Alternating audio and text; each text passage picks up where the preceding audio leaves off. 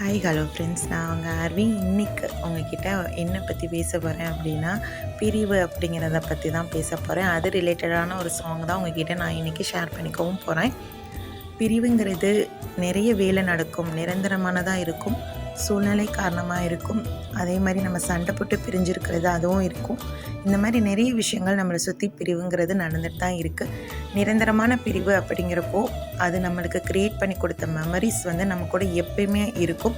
அது காயமானதாக இருக்கலாம், இல்லை அழகானதாக இருக்கலாம். பட் அந்த மெமரி நம்ம கூட எப்பயுமே இருக்கும். நம்ம கூட நம்மளோட லாஸ்ட் மினிட் வரைக்கும் ட்ராவல் ஆகிக்கிட்டே தான் இருக்கும்.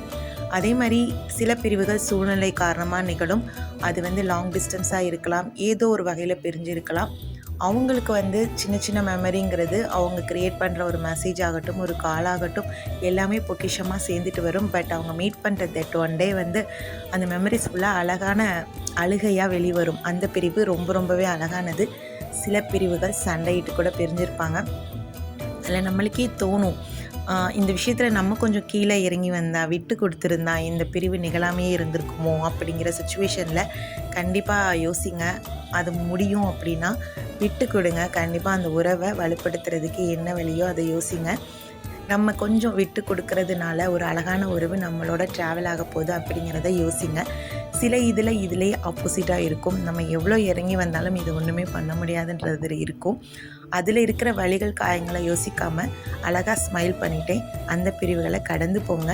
அதோடைய மெமரிகளை மட்டும் அது கற்றுக் கொடுத்த லெசனை மட்டும் எடுத்துகிட்டு நெக்ஸ்ட் மூவ் பண்ணுங்கள். ஸ்மைல் பண்ணிக்கிட்டே அது இன்னும் அழகாக இருக்கும். ஸோ நான் இன்றைக்கி உங்ககிட்ட ஷேர் பண்ணிக்க போகிற பாட்டு என்ன பாட்டுன்னா, பூங்காற்றிலே உன் சுவாசத்தை தனியாக தேடி பார்த்தேன். இந்த சாங் தான்.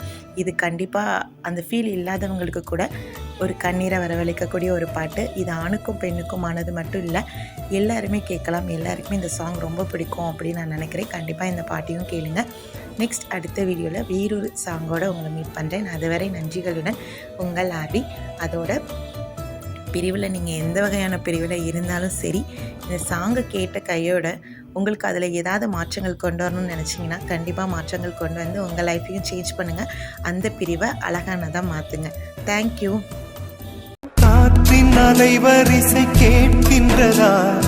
கேட்கும் பாட்டில் ஒரு உயிர் வீடும் கண்ணீர் வழிகின்றதா? நெஞ்சு நனைகின்றதா?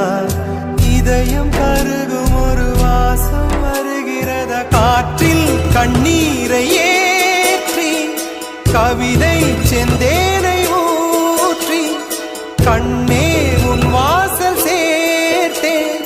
போயும் ஜீவன் ஓடும் முன்னே ஓடோடிவா. பூங்காற்றிலே உன் சுவாசத்தை தனியாக தேடி பார்த்தேன். கடல் மேல் ஒரு துளி வீழ்ந்ததே, அதை தேடி தேடி பார்த்தேன்.